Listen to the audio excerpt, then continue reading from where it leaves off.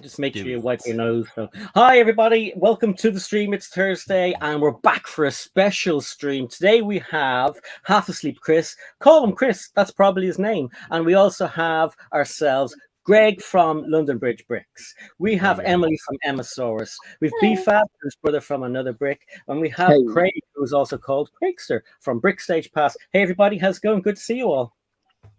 Yo. Good to see you all. Super excited.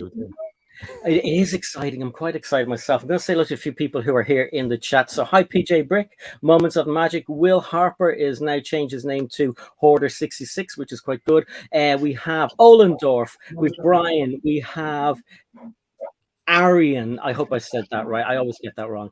We've got loads of people here, actually. We've got 45 people waiting for us to chit-chat. We have Beans, we've Magic Boy, we've Seymour, we've got Omega Man, we have Brick Boys, we have loads of people who are obviously Chris's friends, because I haven't seen a lot of these people before, and it's very good to see you all. Brian, and names that are really going to test me tonight. Diglet, I hope that's right. A random but stupid Thomas fan. That's good. I love that. That is so awesome. Well, thank you. Everybody is here. We'll get into the questions first, because I've got questions for Chris. Okay, quick, Chris. First of all, nice to meet you. Thank you for joining the stream, because I know that you're probably a very, very busy person. Well, I know you have, because we booked this about 3 months ago. So tell us all about Chris, and tell us all about your YouTube channel. Oh, thanks for having me on. My YouTube channel, it's a bit of a mixed bag. I just try and do over-the-top, excessive projects on loads of different things. And recently, a lot of them have been on Lego. So I think it started, I built a Lego train that went all around my house. It went upstairs and in the garden and stuff. I did one where I bought 10 of the Lego roller coaster and combined them. That was a good one. I think there's been a couple of train ones now. I think there's been a third. I built a cat scratching post, which was a Lego skyscraper, and then most recently I've just built 100 sets in a week while my girlfriend was on holiday, and that's always good fun. But other than Lego, there's generally stuff about cats. There used to be a lot more variation, but it's generally just cats and Lego at the moment. But yeah.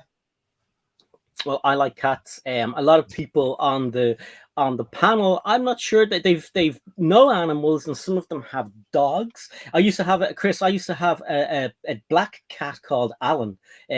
Why was he called Alan? Well, he was kind of more human than a cat, so I thought it was apt for him to be called Alan. Now, what I found a long time ago was cat videos are always popular. Nearly it doesn't matter where you put them. What got you into YouTube in the first place? Mainly, I was going to in about 4 or 5 months' time, I was going to go traveling to Asia and kind of Australasia and stuff like that. And I wanted to document it, so I decided to make a few videos as like practice before that, and then I got really into it. I've always had something as a kind of creative outlet, and it just came to, I've got a degree in music production, so I'd know the kind of editing side of that kind of thing, and a lot of those skills were transferable. And I wasn't very good at music, but I found YouTube to be a lot more enjoyable. You could make it about anything you wanted, really. So you go back, especially at the start of my channel, the videos are completely wild. They're about everything. Obviously I've narrowed it down a lot now to what kind of I like and what's popular, but that's what really started it, just kind of outlet, really. I think same with most people. Yeah, I mean, when did you get into Lego itself? I presume, because obviously I watch your video, I presume during lockdown, but were you into Lego like since you were a kid? Not really. I don't think I overly played with Lego as a kid. And you're right, it was lockdown. Specifically, the Lego train is like a whole genre of video on YouTube, aside from separate from actual Lego itself. I really wanted to try a Lego train. So I bought the track about 6 months before I made the video, and couldn't kind of work up the courage to actually do it because it took up the whole house for several weeks. But yeah, that was the first one. And that was, I think, the first set I'd built as an adult, the passenger train. But since then, I've gone complete obsession mode with it and built a good few hundred sets. Yeah. Yeah. If for anybody who doesn't know out there, and welcome everybody who's joining, continuously joining. What I'll say is, first of all, if you're new to the channel, don't forget to subscribe and like the video as well. This will also stay up as a video afterwards. So if you're watching it in the future, hit the like button. All the details of everybody's in the description below. So check everybody out who's here. And Chris, you made a video just recently where you built 100 Lego sets in a week, and they weren't small little sets. They ranged. What gave you that idea? I think what you were saying about how you've got a huge Lego backlog. Obviously, I think everyone does. I have my downstairs toilet, which I've been using as a storage cupboard for at least a year now. Whenever I'm in a shop and I see any Lego discounted, I tend to buy it. Because I kind of think better get it now than full price another time. And my girlfriend went away for a week, unexpectedly leaving me home alone. So I thought now's the time to do it. So obviously the video itself took longer than a week, but I did build all those sets in a week. I did want to have a complete range of sizes because I thought it'd be a real cop out if I just did 100 poly bags or something. So I made sure I got some really big ones in there, a good mix of kind of retired ones that like bucket list items and stuff. But yeah, I was happy with how it came out in the end. It was pretty cool. I mean, I've never tried to build a set in a bag before, and I really thought you were just going to like rip it apart, and you pretty much did. But I want to know who was in your downstairs bathroom pushing out all the sets. I was actually, I was. So my girlfriend was filming it, and then she had to kind of block me in with it all. And then I had invisible string tied to the door handle, so I was keeping the door closed. And then when she kind of said go, I released the string and I kind of pushed everything. It's a little behind the scenes trick. I thought at one stage, there might be some fishing wire through an envelope box in the letterbox in the door, so it was pretty cool. Okay. I just want to bring in one more person. This is Shy, who's called SHYTIMEISMYTIME, although he changed his name recently on Instagram to just Shy. Hey, dude. Did I? It just says Shy, yeah. Okay. Hi, Sure. Shy, this is Chris, and this is Shy. Shy is quite well known on YouTube for building military sets from Brickmania. That obviously Lego don't make military sets, so that's what his kind of a lot of people know him for. Hi. Hello, nice to meet you. Likewise. Sorry if you have half my attention. I'm kind of like finishing work at the same time. Don't worry about it. You're fine. So as you notice, Chris, there are two people from the UK on the panel.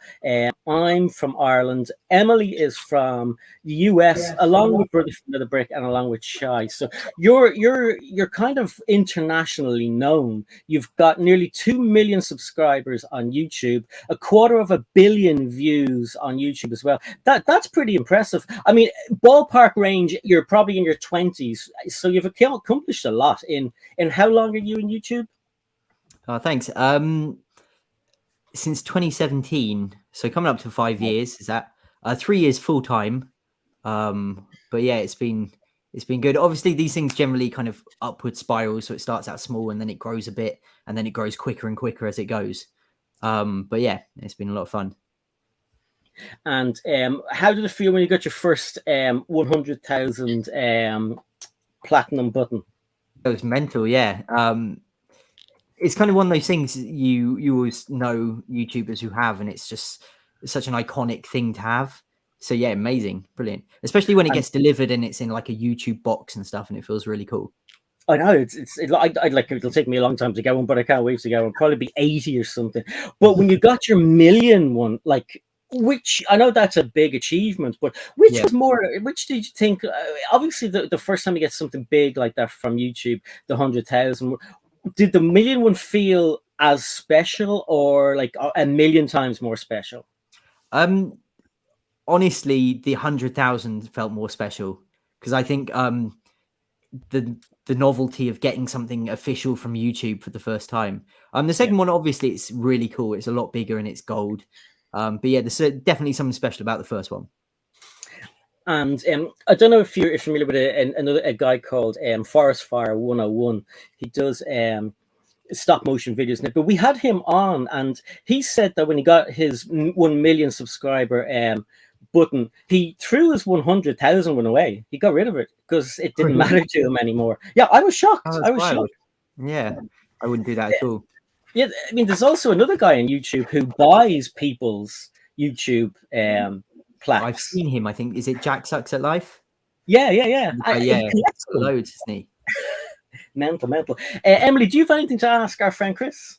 Oh gosh, I have so many questions. I guess like, you know, as like a newer creator, you know, you're always trying to figure out like your voice and your editing style. And, you know, I definitely didn't study anything close to this. I studied a little bit of music in college actually, but you know, nothing video editing. And so as I've gone, like, you know, you just get inspired by what you're watching, especially like in other niches. That's been really inspiring for me. So I'm curious, how did you come about your editing style? Like, it's, you know, it really catches someone's attention. And like, you know, as you know, creators, I think we can all recognize how much work that actually is. Like, you know, you just see all the Lego piling up and it's like, oh, that was cool. But, you know, for me, I'm like, oh my God, it must have taken him forever. You know, like, how did you come up with this style, and like what inspires you the most when editing? For me, the editing's definitely the funnest part. Aside from building 100 Lego sets, of course, in that one. But the style kind of grew out of limitations. So for instance, I never knew how to do fancy on-screen computer graphics. So I decided to do it all in camera. So stop motion is really easy. Like even you can do it when you're like a 7-year-old kid or something with just a little, I film all the stop motion on my phone, and gradually get better at it and you kind of learn. But it's one of those things where the worse the worse and shoddier it is, the kind of more homemade and charming it looks. And then obviously as it goes on, you get better at it. You learn about focus and lighting and stuff like that. But definitely the whole style grew out of the limitations of not being able to compete with other people in certain areas. So not even trying, just doing something unique.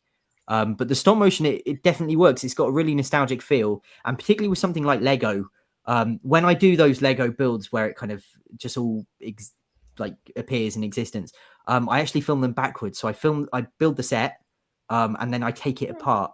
So I take it apart kind of brick or a couple of bricks at a time and then play the video backwards. Because if you were to build it in stop motion, it would be a nightmare because you'd have to rotate it loads of times. Obviously, you know how hard it would be. But then it means I've got a pile of bricks and I've either got to build it again or something. Yeah. Well, I'm going to use that advice next time I do that. That's really good. I love that. There's a lot with a lot of stop motion. I do it all backwards because you can set it up and position it, frame it, get the focus, get everything exactly as you want it, and then you do it backwards. Yeah. Perfect. And it looks like magic, doesn't it?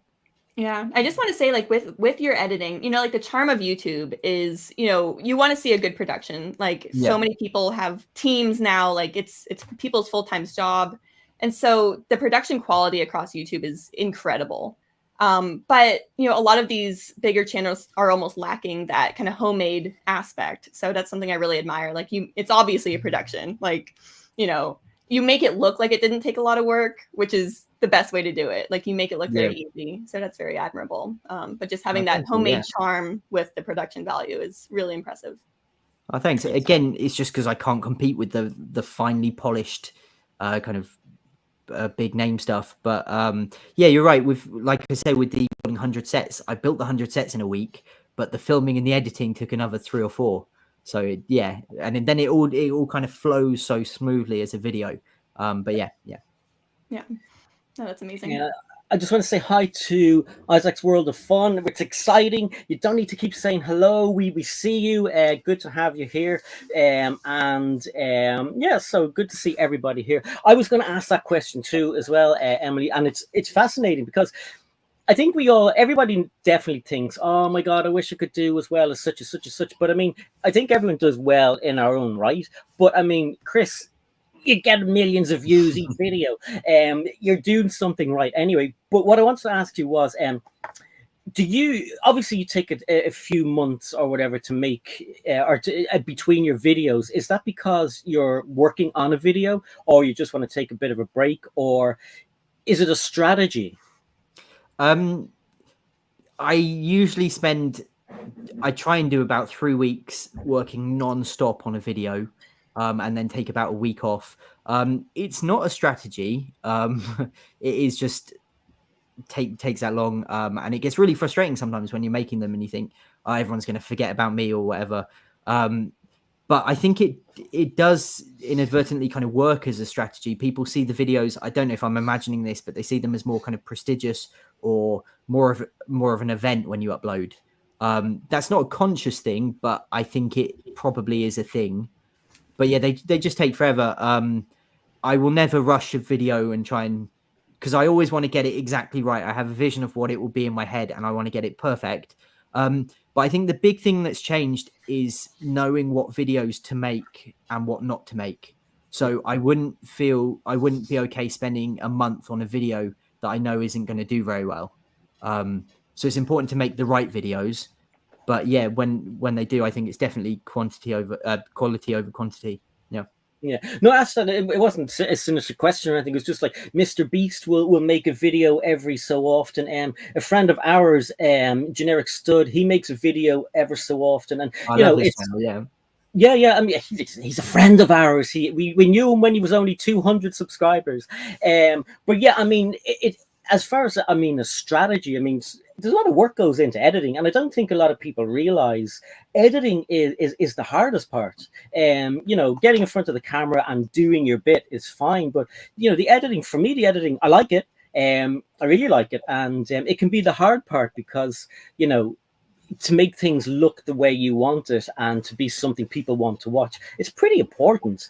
You know, so like I worked in TV and I worked on adverts that took maybe 3 or 4 days to make, and they're on the TV for 40 seconds, you know, and it you know, sometimes you work at night because you need the nighttime shots. It's it can be hard work in TV, I tell you. So I have a question. So your partner's Danielle, I'm right? Yeah. God, do you know what? What if he wasn't with her anymore? That would have been. So, what does she think about you getting into Lego? I think fine with it initially, but to the extent that it's taken over the house and stuff, a bit kind of overwhelmed. But yeah, there's a lot of Lego around. Like I'm in my lounge at the moment, and obviously I've just built 100 sets. Even regardless of them, there's a lot of Lego around. So I'd say in that extent, we're hoping to move towards the end of the year and have a bigger house, and I'm sure then it won't be much of an issue. But as it stands at the moment, yeah, it's everywhere. I'm sure all of you can relate, but Lego everywhere. Absolutely. I had to get a storage unit, Chris. Yeah. Yeah, oh, wow. It's that bad. But luckily, everyone on the screen here is lucky that we have partners or whoever who don't want to. You know, I wish. Oh, you know, I'm very lucky. lovers. My wife Lorraine has put up with it for such a long time. She even encourages. She buys stuff for really? me. Dani is here. LEGODANIBOB. She's down the bottom. I think she's having a drink or yawning. Good to see you. How are you? I haven't seen you for ages. Good. Yeah, I know. It's been a little bit. Just enjoying a nice iced coffee here in the afternoon, trying to give myself another pep in my step. But Yes. Loving the story time so far. I'm learning lots from half asleep Chris over here, and I'm fully awake. So that means you're a good storyteller. What's the sign behind you? The Lego. Oh, is it LEGODANIBOB? That's really cool. Yeah, my sister actually made that for me. So I'm kind of taking it and running with it, the sign just here. Oh, wow. So I put that on my sig fig and stuff. But I like it. Yeah, it was like something that she made for me. And I was like, that's the best kind of thing. Because then if anybody criticizes it, they're not criticizing me. And it's personal. It's everything else you do that you put online, you make, and then people get to criticize it if they want to. But no, just kidding. The Lego community is super positive. So yeah, exactly. Your name, Danny brings up a good point. Half asleep, Chris. I was going to ask that question. Yeah. Okay, hang on 1 second, Chris. Craig, do you have a question for Chris? Did you come up with that name watching one of my streams by any chance? Unfortunately not. Sorry. How come? Did you mention it or something? No, Or it's you usually because streams? people fall asleep during my Oh, right. Yeah. Basically, when after like I said, I studied music production at university. After I finished that, I was just working in a typical retail job, really miserable, and wanted to do something on the side. So I started making music and selling it for like in the background of videos and stuff. And the name for that was Half Asleep Music, because I was just tired all the time and had no energy for some kind of side project. So when it came to then YouTube, that was just a kind of obvious thing to choose. And I've never got a lot of sleep. I always stay up very late doing things and often get up early, and yeah, so that's why. I don't blame you. But I like when people have usernames which aren't explicitly their name, but I like when their name is in their username, because sometimes it's hard if it's like a channel. It's just a username and you don't know their name, you don't know what to call them and stuff. Yeah, I use my real name. I'll tell you why I use my real name, because back then I thought to myself, if I ever decide I don't want to make Lego videos anymore, I don't have to worry about changing bricks or blocks or Lego or anything. It's just my name, and plus no one else really, well, loads of people have the name, but you don't see it around that much as well. So that's why I kept it, and I got a bit kind of. All my friends were like, "Babe, you have to put blocks or bricks or Lego, otherwise no one will know what videos you're making." I'm like, "But if they click on the channel, they'll see Lego." So that's why I ran with that one. I'll say hello to a few more people really quickly. AT's Life is here. Hey, AT's Life, the Brick Bods, Fab Blondie's Bricks, Mr. Cool Kid is here also. We have MT Studio, Mikey J is here. Hey, Mikey, how's it going? Cabbage Face is here. We also have Ian Brickbod. The chat's moving like really fast. I don't know how fast it's moving. I don't know whether I should put it on slow. He does that for me as well, Si. Which? I'm just reading the caption. Yeah. It's just going. I can't say. Every time I try and click it, someone is flying along. So thank you everybody for being here. And as I said earlier, don't forget to hit the like button and subscribe to everybody who you see on the screen. Hit the subscribe button, obviously, for me as well. Everyone's description is down in the link is in the description down below. So check that out as well. There's a poll running as well. Take part in the poll. What I'll do is right now I'll go over to the poll and see what way the poll is working at the moment. I had to think about the question this week because I wanted to have a decent enough question for everybody, a bit of a thinker. So the question, if it loads up, is why do you buy Lego from the Lego store? So we have 233 votes, which is awesome. Thank you everybody very much. We are looking at 25% say it's got the best exclusives, 35% it's close to where I live, 26% I go there for the free gifts and the VIP points, and 14% for the pad wall. So that is pretty cool, and it's also in the website as well if you go there or not. So let me know. Anybody else got questions for Chris? Because I've got loads, but I want you guys to have a go as well. I got a question. Yeah, shampoo on it. Do you keep like a black book of some sort for all your ideas? I've got like a Word document with a list, and there's over 100. But I can't really plan in advance. I generally build the video. I finish a video and then think, what's the one I want to make the most right now? Yeah. And go on that. And obviously, there's loads of videos you have in your head that you really want to build, that you really want to make. Sorry. But yeah, so I've got a long list, but I never really get through it because I tend to think of more by the time it goes on to the next one. That's cool. That's cool. Because obviously you're into quality over, say, quantity. Yeah. Yeah. So you've got a nice long time to sort of think about what you're doing, how you're doing it, as opposed to just churning out loads of videos sort of every other day or something like that. It's a completely different strategy, I suppose. It's pretty cool. Yeah, it's nice in that respect, yeah. And have you ever got halfway through a video and thought, oh, do you know what? I'm going to take this in a completely different direction, because you accumulate a lot of footage in what you do. So you can kind of retell the story, approaching it from a different angle, can't you, I guess? Yeah, generally what I do most of the time is one of the first things I do is write the script of the video, or at least have a rough idea of that and try and film to that. Mm-hmm. So I wouldn't generally make a decision in editing to change it all, but as I'm doing it, I might change the direction of the video. So for instance, the Lego roller coaster one I built, I was towards the end of that video and it didn't look very good as like a whole thing, because I had like this weird mix of Lego and wood and my kind of shoddy woodworking, and it looked a bit rubbish. So my girlfriend suggested I do it all in the dark, like Space Mountain or something.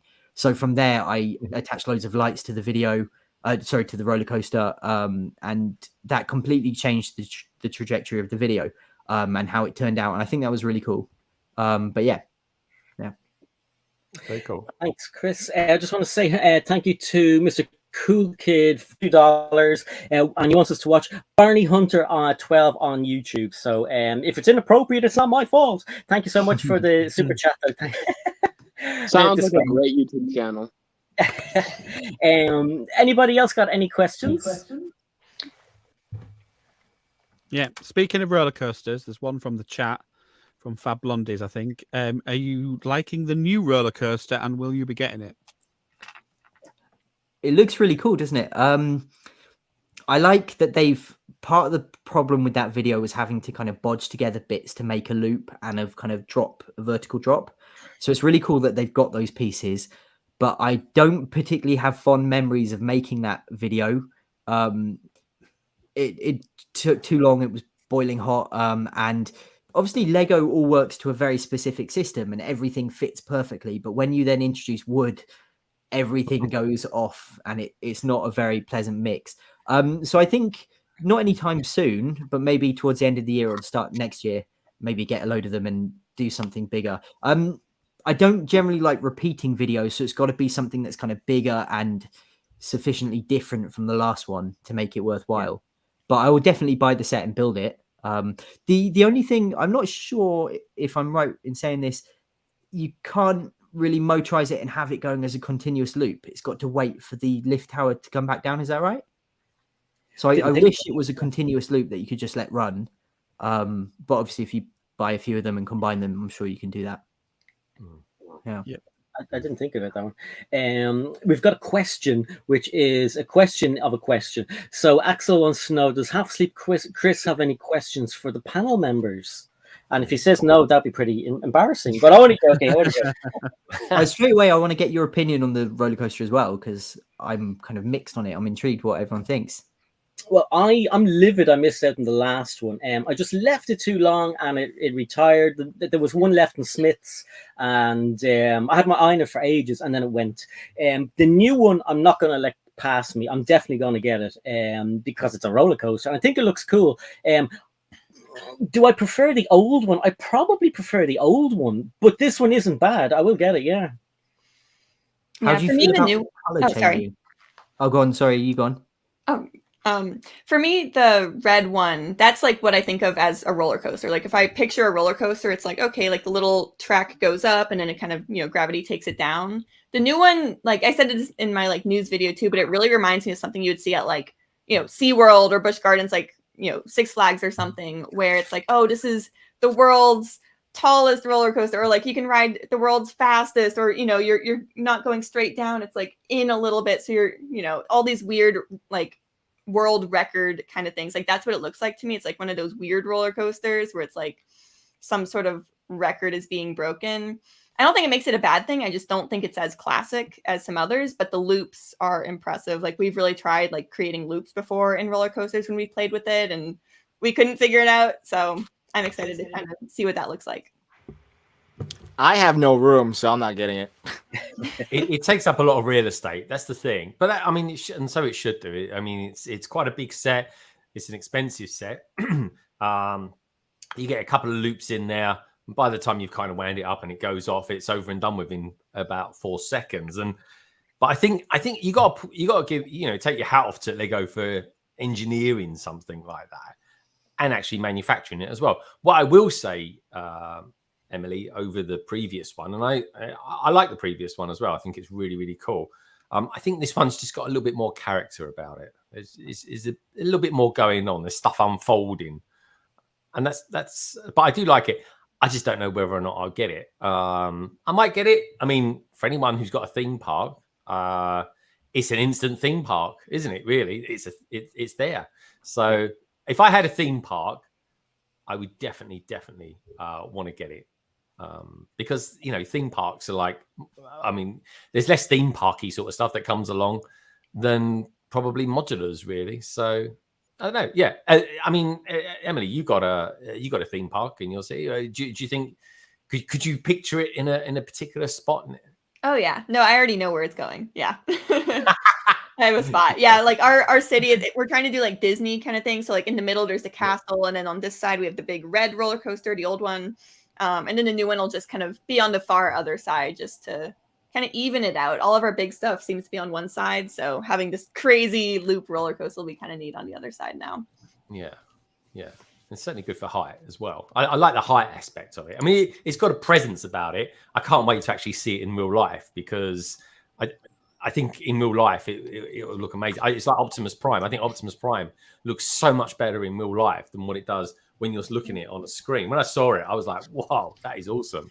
So, and I think this one is going to look amazing. So, I don't know. I'm game for it. Shy, I know you say you've got nowhere to put it, but do you still, like, can you still kind of acknowledge the fact that it was actually no, it's great. I love all the amusement park sets, but for me, like, if I know myself, if I buy one, I'm gonna want to buy all the retired amusement park stuff. Yeah, and ultimately, all the amusement park sets, they take up a lot of real estate, and I'm not one to have that much of it. So it's one of those things where I'm actually happy that it's something I don't want to collect, because it tells me that I'm not going to buy it. Plus, I also want the castle that's coming out, both of them, plus the spaceship. So that's true, actually. Yeah. And if I had the choice of the two, for me, in my head, the castle would be the preferred one to get. And they're around the same sort of price as well. So yeah, they're pricey. So with what's projected to come out for the rest of the year and or leaks for next, like, I would best spend that somewhere else, in my opinion. But that's me. I think it's great. It looks awesome to me. If I were to choose one over the other, as far as like the roller coasters for the classic one and this one, I would choose the older one too, just because it has a very beach type of, like, old pier type of feel, as well as like it's a very old school. Like, when I think of a roller coaster, that's a roller coaster. Yeah, this is cool. This is like new school roller coaster, where I'm looking at it in real life, I'm like, that's gonna hurt my back. I don't want to do that anymore. Like, I'm not a young 20-year-old. Like, that's gonna break my back. I'm not getting on that. Whereas like the roller coaster from before is like, I'll still go on that. I don't have a problem with that. Hopefully it doesn't break. You know. Exactly. Emily is Chris. Emily is a part of the Lego Ambassador Network. Have you ever heard of that? LAN, it's called. I've not known. No. Okay. So my question to you is, how did you get involved in the Lego group at Christmas to do the Christmas video you did with them? They just emailed me, and they gave me a very kind of minimal brief. It was just make a holiday themed train that delivers some kind of gift to your cat. So other than that, they didn't want any involvement or any kind of they didn't give me any kind of pointers or anything, which was fantastic. It was because if someone suggests something very specific, it's very hard to make it your own or get excited about it. So it was fantastic that it was completely creatively open-ended. But yeah, that was brilliant. Just opening my emails one day and having an email from Lego just saying, "Oh, we want you to make a Christmas video." It's fantastic. I mean, you must have felt like, "Oh my God, I've made it. Lego noticed me." Yeah, absolutely. It was a bit strange because I think it was September and October I did it, and then sat on it for a couple of months. It was weird. It was quite hard trying to find life-size Christmas tree, half-size Christmas trees and fake snow and all that kind of stuff. It was just as some shops were starting to get all the stuff. But yeah, it was definitely a challenge getting it done in a certain time frame, because I wanted to go bigger than my last one. But yeah, so much fun. I had a lot of fun with that video. I'm curious. Sorry, go on, Emily. Oh, I'm just kind of curious, like, what kind of feedback did you show Lego? Like, did you have to run it by them before uploading it? Like, what was your involvement beyond that first email? I'm just kind of curious, like, what that process was like. So I kind of sent them a plan of what I intended to do, which obviously changes as it goes. But they didn't really, what they wanted to approve was more stuff like specific wording, such as saying the Lego group rather than just Lego. I don't think there was anything really that wanted changing. I think at one point I was sawing some wood, and they said, would be careful about sawing because it could be shown to kids and stuff. So maybe leave that bit out. But other than that, there was no kind of, they loved it. There was, it was really great. Yeah. I think I had a few Zoom calls where I talked through it with them, but then just sent them at the end, made a few kind of minor tweaks. But yeah, I was really happy with it. They another thing they said, they didn't want it to focus too much on one particular set. So like, it's not an advert for, say, the Santa's Visit. It's just Lego as a whole rather than anything specific. Yeah. But yeah, they were fantastic to work with. obviously it's always difficult when they've got when anyone's got a lot of changes or things they want you to do, but they were fantastic, really good. And I was mentioning that Emily is part of LAN because as an ambassador for Lego, they send her free sets. They send her some in advance. And Craig is actually part of LAN as well through a Lego user group. And with Emily, she makes. I mean, you should be explaining it, Emily. But I was asking that because I wanted to know, did they give you free Lego to do it? You probably explained it there. I don't know if I missed it. I was reading the chat. And if they did give you free Lego, if it didn't give you free Lego, did they reimburse you? Is this me still? Yep. No, I got all the Lego. It was kind of factored into the overall fee. It wasn't specifically reimbursed. It was kind of up to me how much I spent. But yeah, I generally. Yeah, that's all. Yeah, no, that's I wasn't looking to see if you were paid or anything like that. I was just wondering what ways. I mean, as a creator, most people know that people get paid for doing stuff, whether it be money or various different things, whatever. That's just the nature of the game when you're a creator.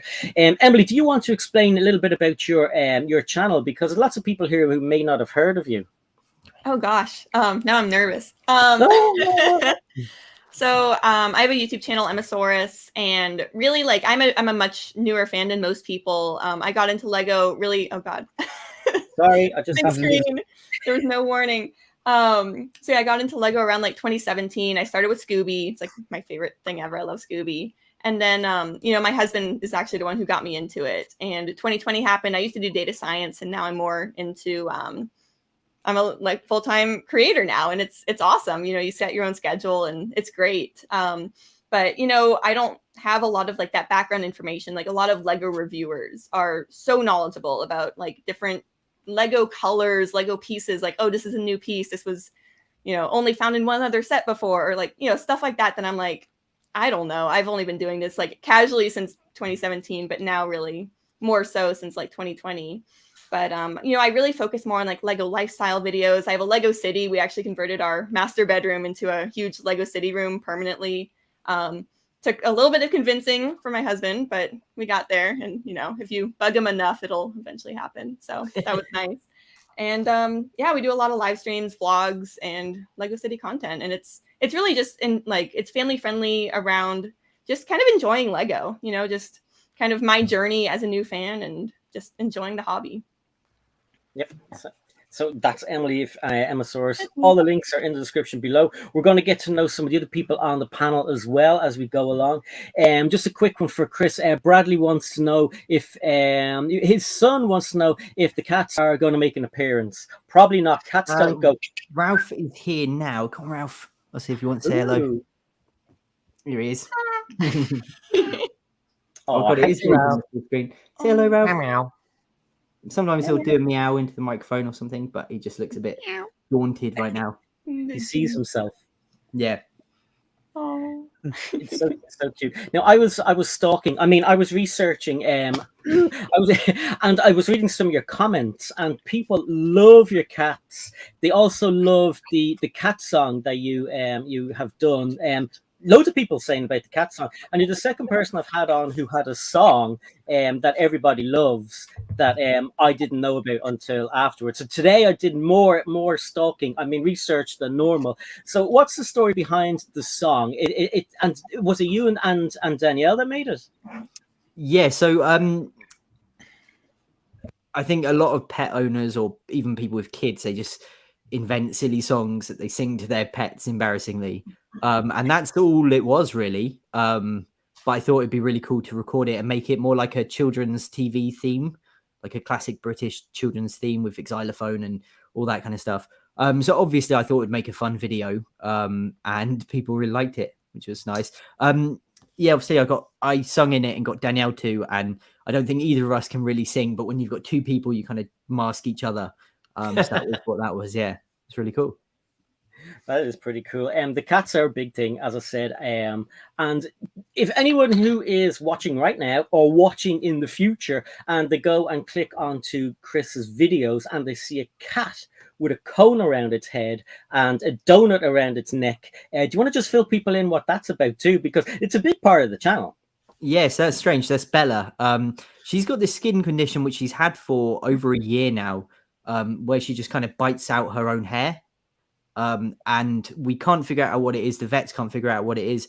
We've changed her food a number of times and stuff like that, but still can't figure out what it is, even now a year down the line.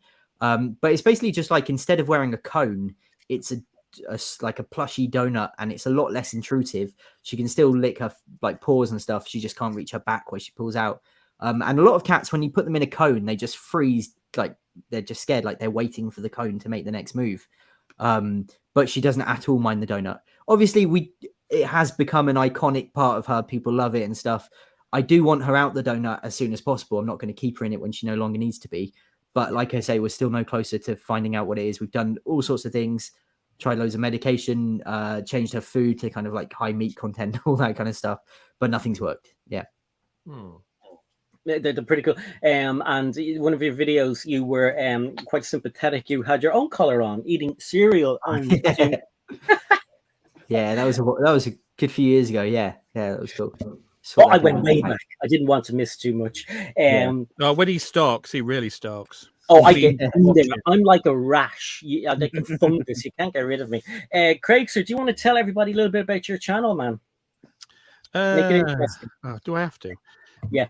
I prefer building Lego and sometimes appearing on certain streams, particularly like a Friday stream called London Calling.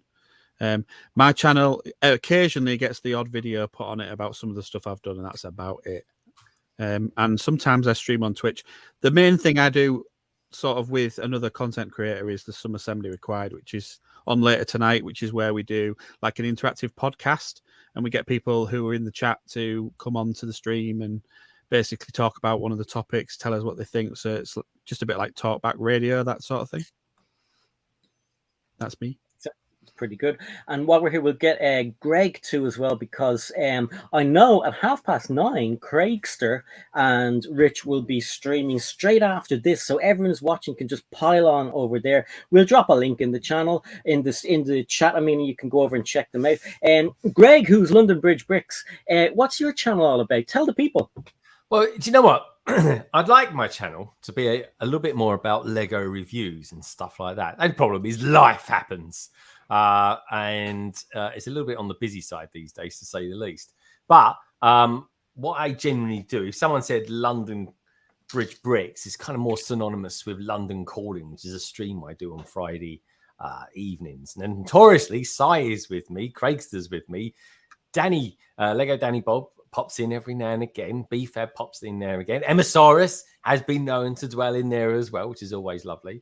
But yeah, I generally find streaming, doing live streams is kind of more my thing these days. But I do shorts as well. I'm getting I find reels quite a thing to do these days. Lego Danny Bob does some phenomenal ones. So does Emmasaurus as well. I do a little bit of everything. To be honest, Chris, right? I like to do what pleases me. I can try and do as much as I can when I can. And that's it, really. I love the interaction with peeps, people on a panel like this, or people out there in the old chitty chat as well. But so while I'm here, can I actually ask Chris a question as well? Of course you can. Awesome. Now, Chris, you come across as having a very British vibe about you. Almost, if I close my eyes, I almost, it feels like a story is being told to me, like a sort of Harry Potter sort of thing, you know. I'm intrigued, though, demographically wise, where are most of your people from around the world that view your channel? Is it generally Britain, or do you get generally as well? Generally, the UK is about 10%. Usually about 50% America. I think Australia and Canada are pretty sizable. I think the Philippines is about 5%, and then below there, it's all kind of 1% and 2% of stuff. But so mostly America, yeah. Thank you, Chris. And honestly, I really should get Selena to do my PR work for me. It is a community thing. The whole thing's about community and pulling people together for the love of Lego and having a laugh as well. But yeah, no, Chris, it's really interesting to know who actually watches you, because like Britain is about a third.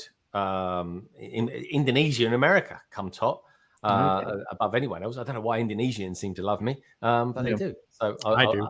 I take it while it's there. I really do. But Mine has changed, Greg, from the Indonesian. So, and I think it's to do with shorts. I'm mainly American now, and it's strange. Like Ireland, where I'm from, obviously, is about 5 to 10%, and the US is about 60%, with Australia and the UK coming in then around underneath there as well, which is pretty cool. I mean, like I didn't think American people would find me that interesting, but thank you so much. What about you, Emily? Because you're in America. Are yours mainly American? Yeah. I think it's kind of similar to Chris's ratio. You know, it's a lot of America, Canada, UK, Australia. Like I think it's like 3% German, you know, and around that, you know, pretty much everyone else is like 1 to 3%, something like that. So definitely like mostly America. On Instagram, it's like 90% US. But yeah, YouTube is a lot more international. Yeah, that's true. BFAB, do you ever look at your analytics and find out where your viewers are from? No, I just look at my analytics when I see my channel's dying. I'm like, oh no, video got 5 views. No, this is not good. You know, that's when I look at my analytics. But I'd say most of my audience is from the US. The 5 viewers that watch, they're from the US. So yeah. I get another super chat here. Just going to try and look for as well. Danny, where are yours from?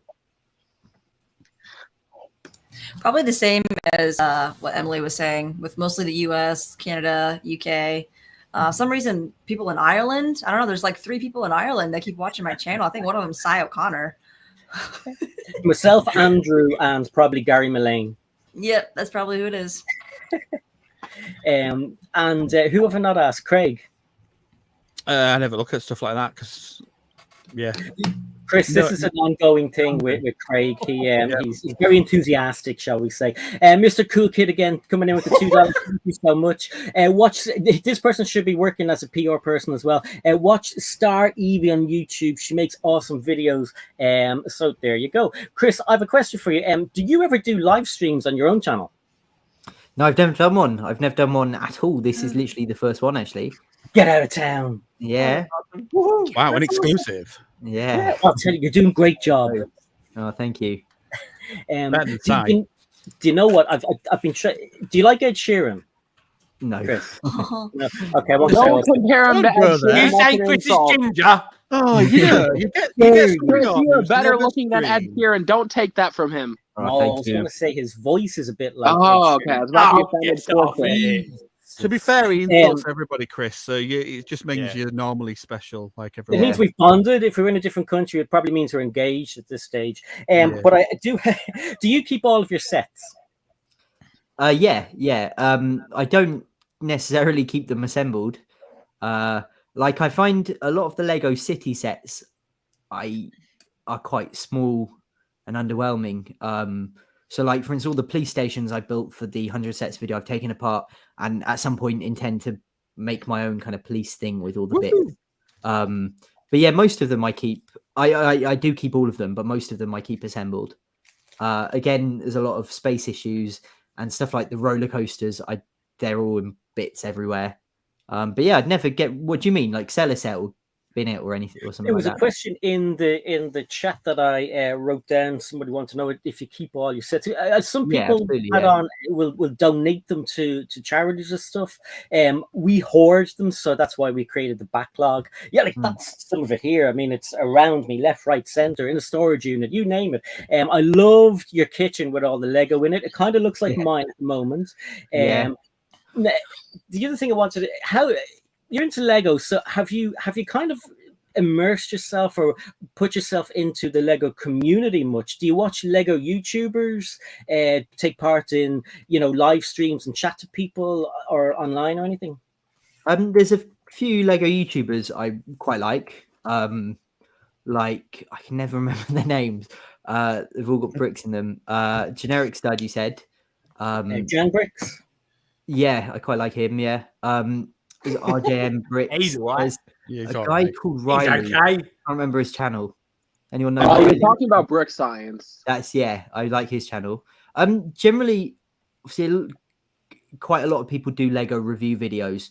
But I like tend to like the ones more where they do something unique with the set. So a lot of those people will make something or adapt a set to make it motorized, or just do something kind of interesting. Not to say that reviews aren't interesting, of course, but just something kind of unique. And I think that's those channels will tend to get quite good views as well. Someone like Tommy Seabricks. Yeah, definitely. Yeah, Tommy Seabricks does that. Tommy Seabricks. Yeah, recommend him definitely to you, Chris. I might have seen him. I just might not know the name. Tommy Seabricks. He's another UK guy. He's quite good. Friend of the channel. Okay. Yeah, I tell you, you hang around with us, and we'll introduce you to all of these people. Royalty. Myself and Greg have been doing this kind of thing for a while. He's been doing it longer, and we've got some like high-profile people on, like Jan Bricks and Generic Stud, and different people. And it's a load of fun because no one else is really doing it, or maybe they just haven't tried asking people. And I always feel humbled and happy when people agree to come on, because for the people, all of the people out there watching, it's the first time anyone's ever seen you live, Chris, which is pretty cool. And there's a lot of fans out there for you, and everybody on the panel. And it's a lot of younger people there too, as well. So you do have a younger viewership as well. So that's pretty awesome. How do you feel about the balance of how far to go? Sometimes the streams that we do, like myself and Greg, we can be very, very risque because we don't I don't think we've many younger viewers, so we can get away with an awful lot. But do you restrict yourself, or is there a conscious decision? Nothing's ever explicitly aimed at kids. To be honest, nothing's ever explicitly aimed at anyone. It's just what I kind of want to do specifically then. But obviously, there's a conscious effort to keep it appropriate for everything. In the same way, there's a context for things. Like I don't swear in the videos not because kids might be watching, but because suppose you're at a job or something like that, you wouldn't swear. It just wouldn't be the appropriate setting. So there's a lot of that. But I think kids are a lot more intelligent than a lot of people give them credit for. So I never dumb anything down, and I just try and keep it interesting for everyone in general. And I think it appeals to a lot of the curiosities kind of shared between kids and adults. So there's definitely not a conscious effort for kids. But yeah, it's difficult to know, because obviously with your analytics, a lot of kids can't actually have YouTube accounts, so they watch through their parents' accounts. And suppose people who message me on Instagram might be a kid who's drawn a picture, but I think a lot of the time it's kids who are more vocal or more likely to reach out to their favorite YouTuber. So it's really hard to actually gauge. I think they're just a vocal minority, or I'm not sure really. Well, yeah, I mean, there's no need to use bad language anyway, because, I mean, you can get your point across easily enough anyway.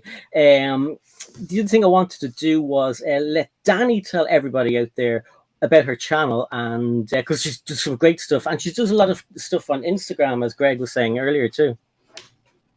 Yeah, I'm just laughing because Greg in the chat was saying you have a terrific tan, and I just want to highlight that for a moment. Thank you for noticing. Summer is finally back, the sunshine is finally out, and I have been out on the lake and on the boat, and wake surfing is one of the fun hobbies that I do on the side. So very happy to have that, which is why I haven't had as much content on the channel this week, but I'm finally settling back down and getting into it. And I mainly do Lego Star Wars content. So as you can see behind me, I have a plethora of different Star Wars sets, a little bit of space. Oop, that's over here. Space, Harry Potter, Marvel, dabble in the Lego ideas. And I guess now it's called Lego Icons. So for the new like creator expert stuff now called Icons. So on YouTube, I'll do reviews, Lego news, shopping hauls, and just kind of fun vlog videos in between. And then over on Instagram, I've got my Reels game going. I'm trying to keep it consistent, but man, doing something every day is difficult no matter what it is. So then there's the TikTok side of things, which I'm just now starting to get started in, I guess. Trying to figure out what works, what kind of content you can do consistently. Like also like Chris is saying, what fits the moment of like what you are inspired to do, what you actually want to work on. So that's the big thing. There's actually making sure that you're doing it because you want to and not just doing it for views. So lots of stuff going on.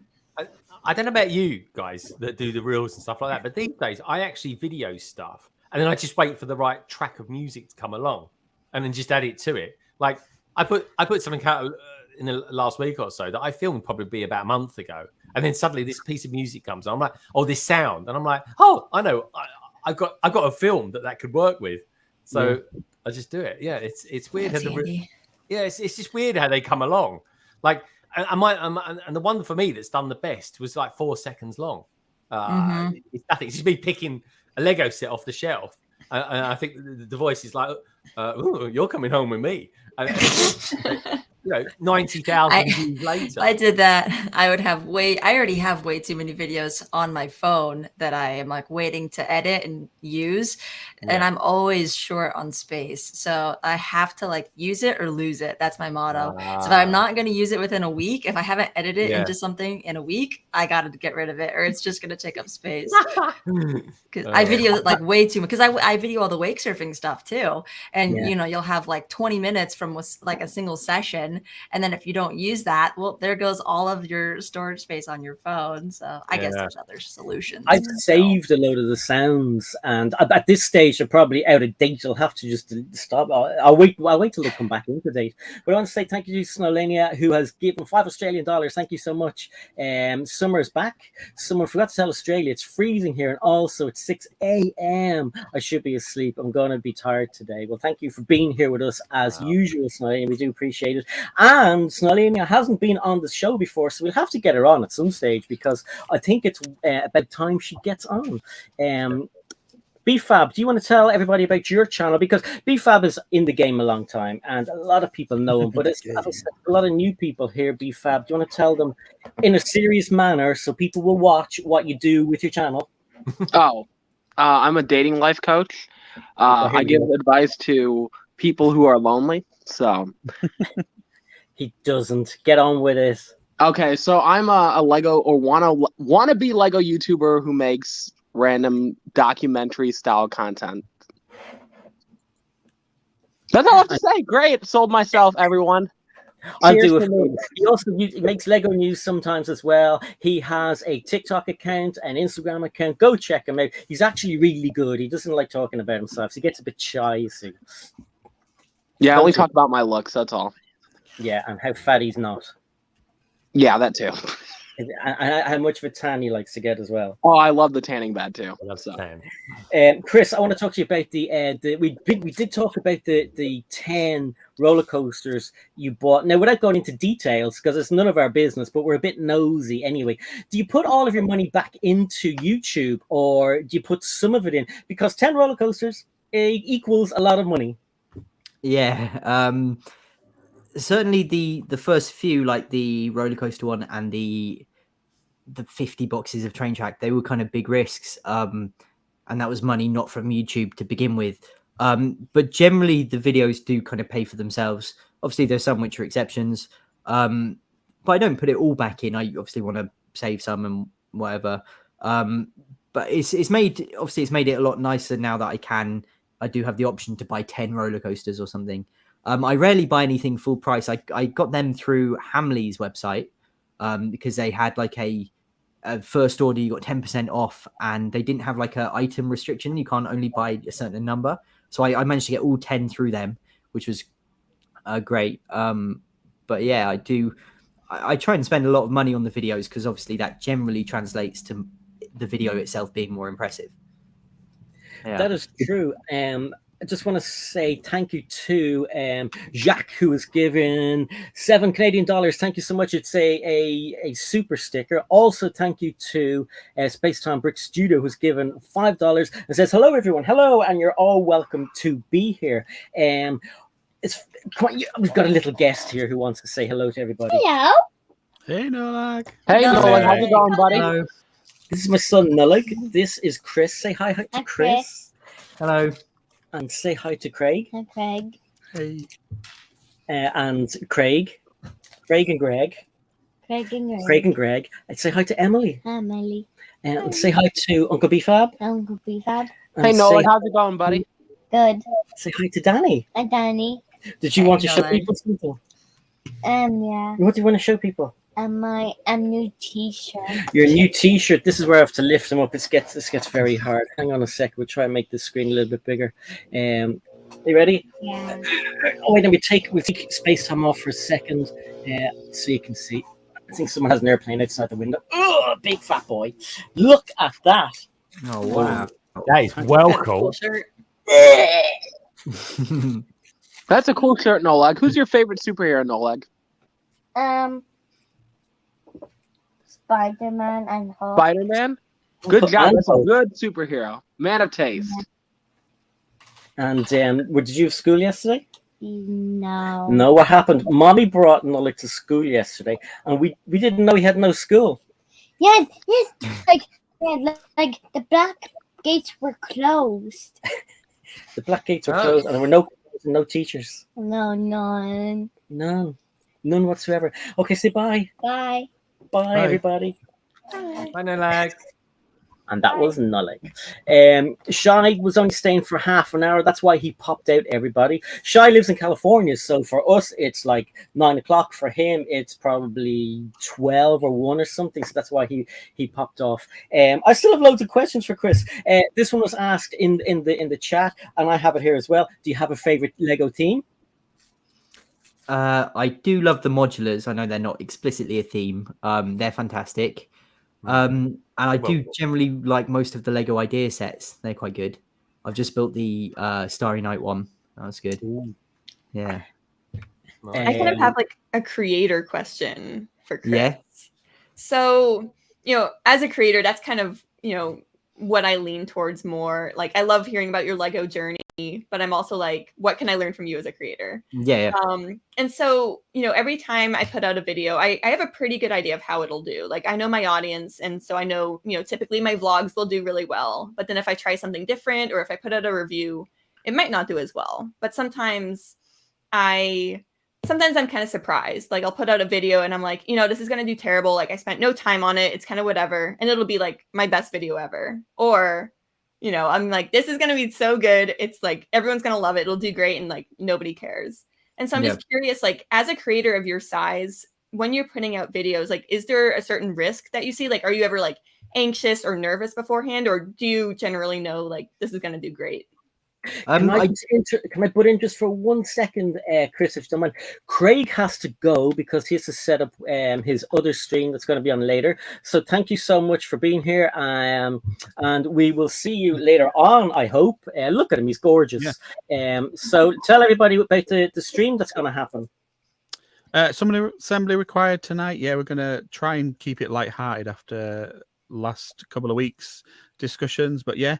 If you want to get involved and join in the conversation, you can watch us at 9:30, and then you'll be able to join the stream and give us your opinions. So 3 topics, and we'll tell you when we go live what those topics are. And on the screen there, you see your YouTube wife is calling you. Yeah, he's saying hurry up. So that is Craig. So thanks for being here. We'll see you next time. Check out his channel, links in the description, and we'll talk to you soon. See you later. Nice to meet you, Chris. Nice to meet you. I have some more questions. We're going to try and finish by about 9:30 so we can pop over, say hello to the lads, and let everybody who watches their live stream go from here over. And I know you guys probably have other questions. We'll get them in as well. Emily said she has 1,000 questions she wrote down on a napkin. I've got a question. It's probably one of you guys wants to. Chris, do you have another job, or is YouTube your thing? This has been it for about 3 years now. Yeah. What? That's amazing. The dream. That's because my goal with YouTube was always get to the point where I can sustain myself with it. And it's fantastic. So obviously it got to the point where I'd say earning more from YouTube than my regular job. And that's when you know it's the time to switch. But it's still a bit of a gamble because I think with YouTube, there's a lot of uncertainty. Your channel could basically become unpopular overnight. So it's always kind of worrying, but yeah. And then to answer the other question, about do I know if the videos could be popular? Generally, the more videos you do, that's what you get the feel for. I still think now I'm probably creating the same quality videos as I was 2 years ago, but I've just got a feel for what will work and what won't work. Obviously, some do take me by surprise. But generally I'm lucky they all get kind of 2 or 3 million at least.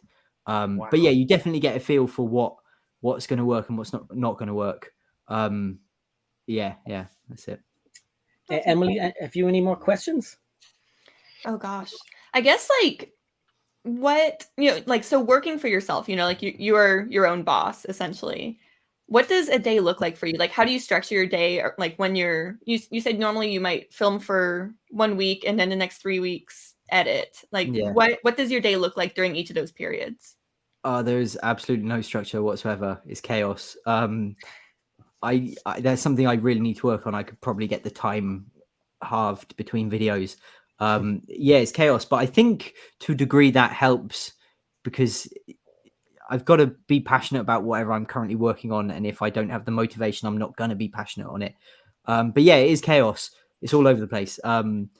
I'd say that filming for a week and editing for 3 weeks was an exception because I had to get all that Lego built in a week. But normally it's all kind of film a bit here, edit a bit, and then I might need to refilm that or change it or do the voiceover or so on.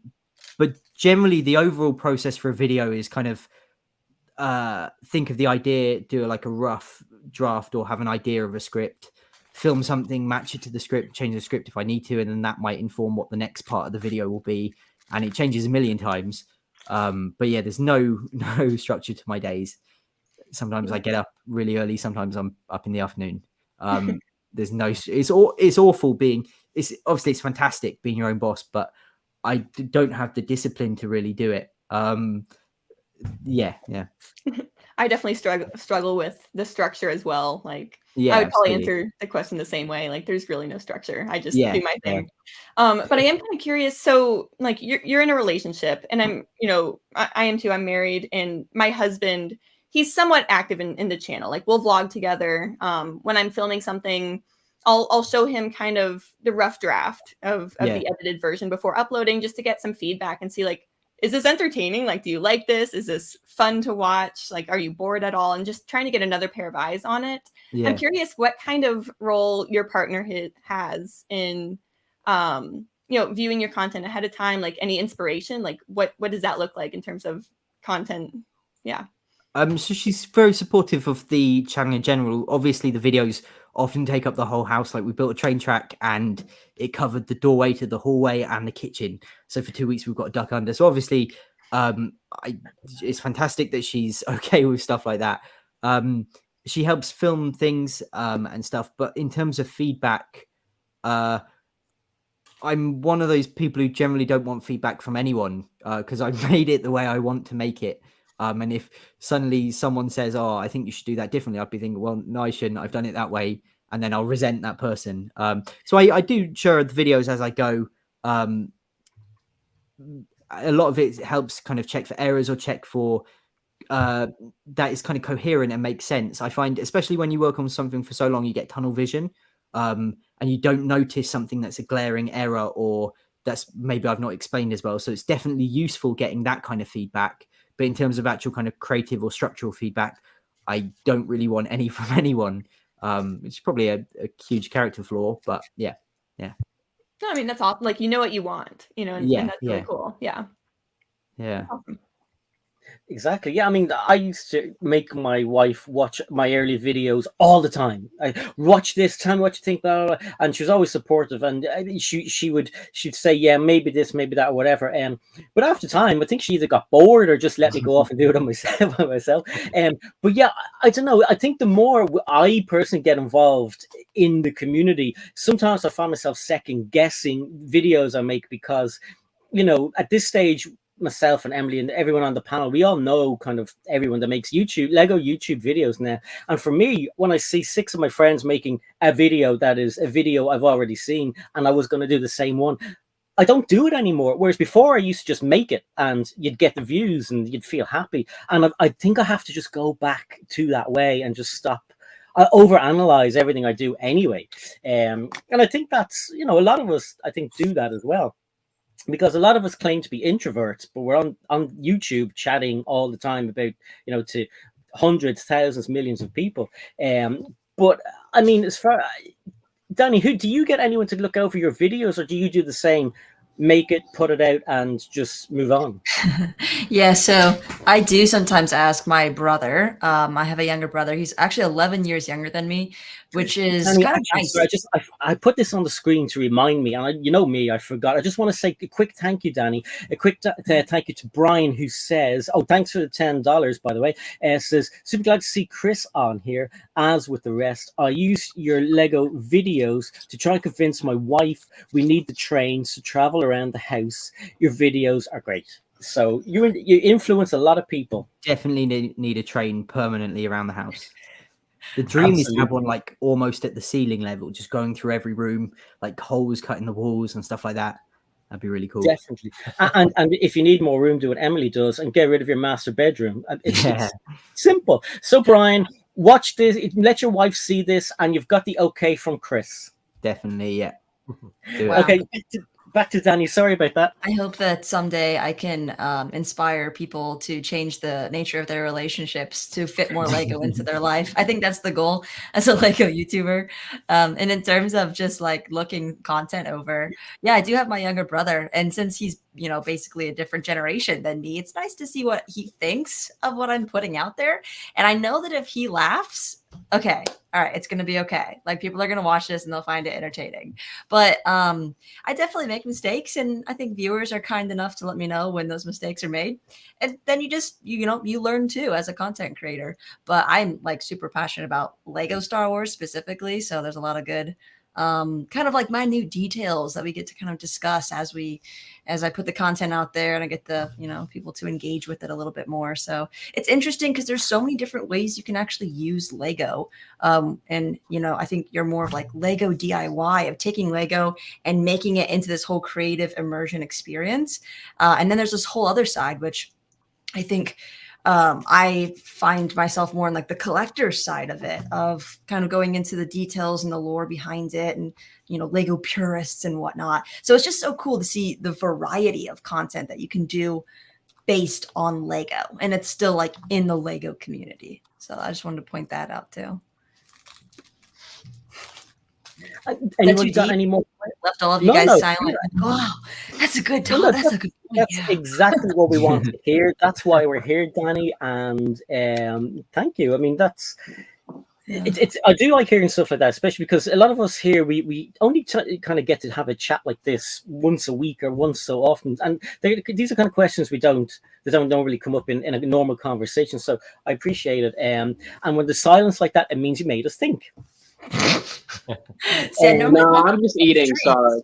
Because then I don't have to wait for anybody to respond, so I just keep rambling on, and I guess people keep listening to it. But yeah, no, I find that fascinating because with Lego content in general, like I get a bit anxious taking a longer time to actually make a video, and then do more of the editing after I have the footage. I find myself going back and forth all the time, like recording something, and I have an idea of what I want the video to look like, but when you start putting it together, like you said, it constantly takes a different shape, and you don't quite get the shots that you think you had. And so you have to kind of evolve the video along with it.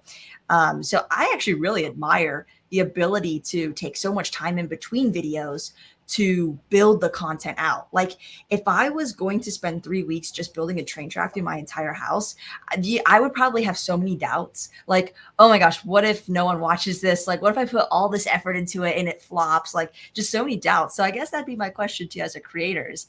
Do you ever have those doubts? And if you do, how do you overcome them?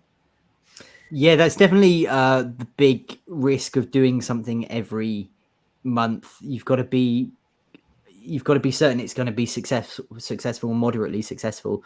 Otherwise, it's a waste of time. Again, that's something I think I've got a lot better at, is figuring out which videos are going to be popular and not. But I'd say if you've got a kind of big idea that you're passionate about, I'd say do it, because it's probably going to turn out to be a good video. If you're considering making a train around your house, absolutely do it. Because that's like I said, it's this whole genre of YouTube by now. And a lot of them are only impressive purely because of their scale. So I guess my advice would be make something unique. So like I say, a lot of these videos were only impressive because of the size. So I put some really cool obstacles on them, like a jungle dome and stuff like that. So do your idea, but make sure you give it everything. Make sure it's got a good title and thumbnail that are inherently attractive, because I think some video ideas you can't really get a good title or thumbnail out of them. So make sure you've got that. But then just make sure the video is as engaging and creative and unique to you as possible, I suppose. But yeah, definitely do it. I have a question for Chris. Yeah. Raising my hand. As for, so like my kind of process when making a video is, you know, I feel like the video can be incredible, but if your thumbnail is boring, your title sucks, it's like no one's going to watch it. Like it could be the coolest video ever and no one's going to click on it. So like I really try to think a lot about, you know, the title and thumbnail and like, you know, kind of like marketing my video and making it appealing to people. What are some things that you do each time you're making your video, each time you're about to upload? What is your process for coming up with your thumbnail and title? Like, what do you think works the best for you? So generally with titles, I kind of stick to quite a rigid formula of I made this or that. And it generally works quite well just on YouTube in general, not specifically YouTube, not specifically Lego. With the thumbnails, the rule I kind of work with is try and have only 3 or less elements in them. Don't make them too crowded. Any text should be kind of readable immediately with a kind of sufficiently dark or contrasted background. But more and more with my videos, I do stuff specifically. So I think, I've got to have a good thumbnail point. So for instance, when I made the original Lego train video, at one point it goes through a paddling pool and then it goes through a light tunnel. And both those are kind of really, without any editing or anything, they're just amazing, really colorful, really eye-catching shots. So it's just making sure you get those kind of shots. Obviously, some videos naturally lend themselves to a thumbnail, like the 100 Lego sets I just did. Obviously, you've got like the big wall of Lego bags, and that's a brilliant thumbnail without doing anything. Even months in advance, I knew that would be the thumbnail. But again, if I'd had the background as 100 boxes not in the bags, it would have looked really cluttered and messy. So just bear in mind that most people are only going to see it really small. But yeah, just try and make it attractive and unique and simple, but giving a good enough idea of what the video is. I know a lot of people who make more kind of conceptual YouTube videos struggle with this. So I'd try and think before you even, obviously it depends how you want to do it. Sometimes you want to make a video because you want to make it, but sometimes you want to make a video that's going to be really popular. And if you're doing that, I'd think before you even start the video what the thumbnail is going to be. And if you can't think of anything, maybe don't bother, or approach it in a different way where you can get something really good out of it. Because that's the most important thing. No one's going to see the video. They're going to see the thumbnail first and make the decision. Yeah. Which is frustrating, but yeah. Yeah, that's something I've definitely struggled with. Like, you know, with vlogs, it's like, hey, it's me kind of holding a Lego bag. And it's like, okay, person outside Lego store with bag. Like, oh, what's in the bag? And so there's like mystery behind like what you purchased. Lego City updates, it's easy because it's like, here's a huge city. Like, it kind of speaks for itself. This is what we're going to talk about today. But yeah, there's like certain videos where it's, you know, you want to be more creative. And like, I always want to try new things. But then when it comes to the thumbnail, I'm just sitting there like, I have no idea what to do. So that's kind of interesting hearing your thought process behind that. I used to finish the video, upload it, and then in the like time it was uploading, do the thumbnail. But now I try and do the thumbnail a few days in advance, because I almost always the next day wake up and think that's awful, let's change it. So try and do it as in advance as possible and give yourself time to think about it. I find some thumbnails I kind of start and I do and I go away and I kind of chip away at the thumbnail. I'll play around with different fonts and stuff like that occasionally when I want to and different effects with them and things like that. So because whichever way you look at it, it's the thumbnail that sells the video, and like you say, people make up their minds within a second whether or not they want to watch it. You know, everyone's only got so much time to watch videos, whether they're going from a meeting to another meeting, they just want to sort of click on emails or IM messages or see what new videos are out or anything like that. And there's lots of people calculating lots of decisions and stuff like that. And having that thumbnail that people want to click on is a big deal, because it's, you know, it's a noisy. There's lots of eye candy out there for especially when you're flicking through YouTube and Instagram and TikTok and all that sort of thing. So everything is kind of wanting your time. So you got to, whichever way you look at it, however good the video is. And I'm sure there's some cracking videos out there. Maybe that could be a theme in itself, Si, finding the best videos with the worst thumbnails because they just haven't told themselves. So yeah, it's a big thing. It is. And Si, your thumbnails are getting much better these days. Yes, I asked some of my friends for help. So I asked Emily and I asked Danny what to do. I asked a few other people as well, and they had different ideas. Some of them were a little bit more complicated. I asked Tommy, hi to Tommy Seabricks, who was joined, and to Rosie, who joined as well, Topic Bricks. But the easiest one I found, which thank you, Emily, and thank you, Danny, was Canva. My God, where have you been all my life? It's just, and I'm playing around with it, and it does so much. Like, there's so much to do. I'm a bit overwhelmed still. I'm making stuff and going, wow, that looks crazy. And then I'm thinking, will that go well with the video? And it'll take a while for me to calm down with that. So, so the backlog got an upgrade. My channel banner got an upgrade, and so this one did as well. This one is quite good because now I can put like people's faces, like their profile pictures, and it looks better than it did. Chris, I was going at the very start for that, as you said before, that kind of homemade approach when I started out, but I think I've outgrown that now. It's like kind of, I was using a really bad app on my phone. But yeah, so thanks for pointing me in the direction of Canva. It's pretty cool. A lot of fun using that. What is Canva? Sorry. I will let Danny or Emily describe what it is because I'm still new to it. It is a free website that you can use to design presentations, flyers, YouTube thumbnails, and a variety of other things. You can get like templates, easily drag text, pictures, and such.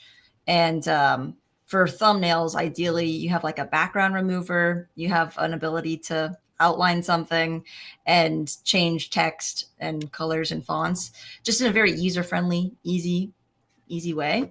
There's also a paid version, so you can use all of their digital assets. But yeah, you're able to just download your image and pop it up on YouTube. So it's highlighting the easy part of it. I think it's a little pricey if you pay for it. I don't pay for it. I'm like thinking about it at this point because I'm like, this is my job. Like, why am I not paying for this? Like, it has so many more features I could be using. But no, I mean, it's really great. Imagine like, I don't know, like a PowerPoint slide, except like it's a website kind of thing. It's really user friendly. Yeah. And especially as someone who like has no training in that, I was very drawn to that. So makes it easy. I think that for me, the best thing and the main reason why I'm paying for it is for the background remover. I think that's just genius. I was trying to figure out for months how to do that. And people were saying, oh, do this and you'll have to cut it out. And then there was a YouTube video where they were using, I think it was Photoshop, and they had like dots all around the thing and then you cut it out. And I was like, oh my God, that'll take me years. So this thing, click a button, Chris, and it's gone. Oh, wow. Yeah. So it's a game changer. Really good. One other thing is there's a lot of people here for you, Chris, out in the chat, which is brilliant. The weird thing is it's the first live stream you've ever done, and they're all here to see you. I mean, do you recognize any of the names from your comments, or because you read them? Yeah, a handful. I get quite a lot of comments nowadays. I try and keep up with them for the first 24 hours. And beyond that, I can't really keep up with them all. So I used to recognize a lot more names. But yeah, it's nice seeing you. Thanks for coming over and listening to us all drone on. It's true. I mean, like because we've had myself and Greg have people on. We've had Jang Bricks on. We've had loads of people on, and they've never been able to interact with people like yourself before. So it's great for people like that to do. Hopefully, it will push you in the direction of maybe doing some live streams. And if you need any guests, we're all here. But on that note, let's wind it down. And Greg, do you want to tell everybody what's coming up from your channel over the next few days? London Bridge Bricks tomorrow, Si, 7:30 UK time, 2:30 EST USA time. Got a little giveaway as well. Be giving away this exclusive Leicester from Leicester Square. It was all part and parcel of the Queen's Jubilee, which happened last week, of course. And and this keyring, which I've fallen in love with. I'm going to have to buy one for myself. And there you go. If you press the torso, you get this strange thing happens. Press his belly. Oh, that's cool. That's what's up for grabs, folks. So if you're interested in some free Lego, then go to London Calling 122. 1, 2, Like, 3. comment, and subscribe, and boom, you're in the draw 1, 2, for tomorrow. It's as easy as that, Si. And that's Easy me. Otherwise, as it's going to be you and me next Wednesday on the backlog. On the back, exactly, yeah. I just want to say hi to Brick Clicker who dropped in as well. Good to see you, dude. And for everybody out there, there's still time to take part in the poll. I will have a look at that now and see where we're at. We are okay, we have votes wise 528 votes. That's a whopper for a Thursday. So the question is, why do you buy from the Lego store /site? It's close to where I live, 36%. It has the best exclusives, 27%. Only for the free gifts or VIP points, 22%, or the PAB wall is losing at 15%. The PAB wall is great, guys. Check it out if you have a Lego store near you. Don't forget to hit the like button and subscribe. Subscribe to everybody you see. And yeah, it's great to see everybody. Emily, what have you got coming up from your channel? Oh man. Bricks and Minifigs shopping video tomorrow. Super excited for that one. I need to edit that pretty much after this. And then we're actually flying out to Chicago on Tuesday for Brick World. So really excited for that huge Lego convention. I'm sure I'll see Danny there. So really excited to meet you finally. And then, yeah, besides that, just expect a lot of content from Brick World. I'm sure there'll be some fun collabs. Yeah, a lot of that's kind of on the plate. So kind of just looking forward to that at this point. Emily, if I can make a special request, maybe some live vlogging, maybe that would be really cool, because we lived through all of you guys who went to was it Virginia last year, and Brick Hive did some live videos from there, some live streams, and it was so cool. So maybe if you could put some of them in as well. We have some ideas in the works. Yeah, definitely trying to work with some people on that. Cool video interviews as well. Ooh. We'll see what we can do. Yeah. I'm asking a lot, I know. Over to Danny, what's coming up on your channel? Yep. We got our usual Saturday night stream coming up. I actually don't know what we're going to build yet. I have to put a poll up. I will have a review video coming out tomorrow on the N1 Starfighter that's been delayed and delayed again, but it is finally here. Getting that compared with some of the previous models and sets. Been doing some shorts, trying that out. Just looking at minifigures here and there, but then really just gearing up for next week because I've been working on this mock. It's actually a little bit behind me. Oh, sneak preview. Whoa. And I'll be taking that to Brick World Chicago.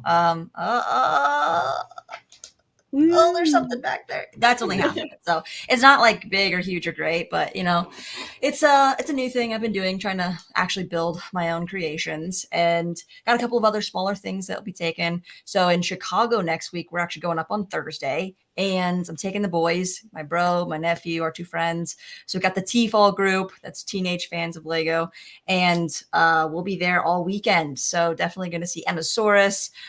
Tons of other people are going to be there too. And plus at these conventions, like 1,000 people show up on the weekends to come and check out all the builds and get to have fun. And LegoCon is happening on the 18th, which is that Saturday. Yeah.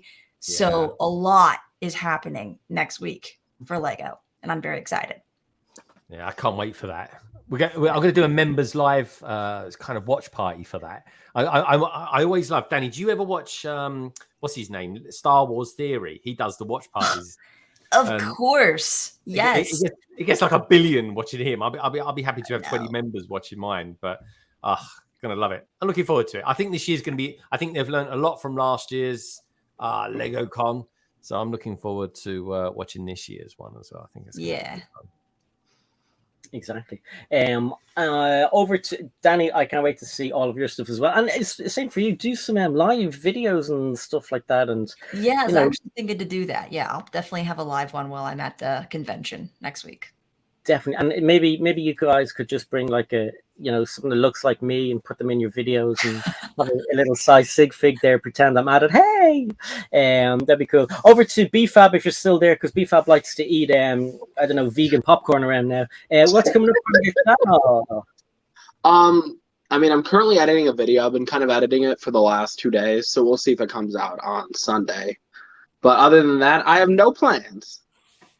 Awesome. You're doing a lot of stuff on TikTok. So check if you haven't checked them out on TikTok. I'm ashamed. Don't be ashamed. We all have to go to the dark side at some stage, and it's fun. I think Danny's battery is after dying there. Bricklicker says reviews should be good this year. Bricklicker probably knows what they are anyway, so that's going to be exciting. Chris, we're going to go, but one last question: do you know the lingo, the kind of like mock and AFOL? You know about all those kind of things, I presume. I know those two. I can't imagine I know much more than that, if I'm honest. Well, yeah. we'll educate you. Stick around with us. Okay. Tell us what's coming up, if you can. What's coming up in your channel in the next few months? Just some big projects. I've got some cat videos. Like I said, I rarely plan more than one video ahead. I've got a few Lego ones I want to make. I'm generally reluctant to say stuff in case I end up not making it and annoy everyone.